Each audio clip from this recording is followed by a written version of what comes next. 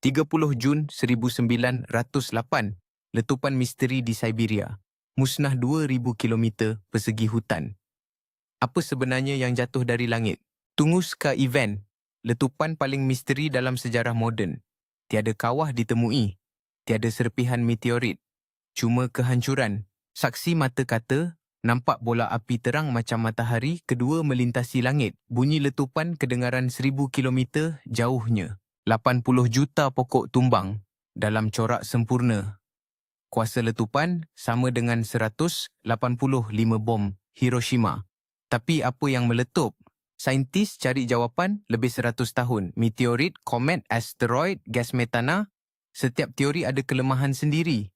Teori popular kata asteroid meletup 5 hingga 10 kilometer atas tanah.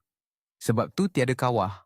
Tapi kenapa tiada serpihan? Ada yang percaya eksperimen Nikola Tesla yang salah. Ada yang kata UFO terhempas. Ada yang sebut lubang hitam mini. Lebih 115 tahun berlalu. Kawasan tu dah pulih, tapi misterinya masih belum terjawab sepenuhnya sampai hari ni. Kalau benda sama jatuh kat bandar besar hari ni, jutaan nyawa melayang.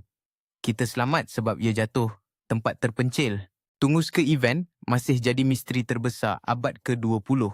Korang percaya teori yang mana? Komen pendapat korang sekarang.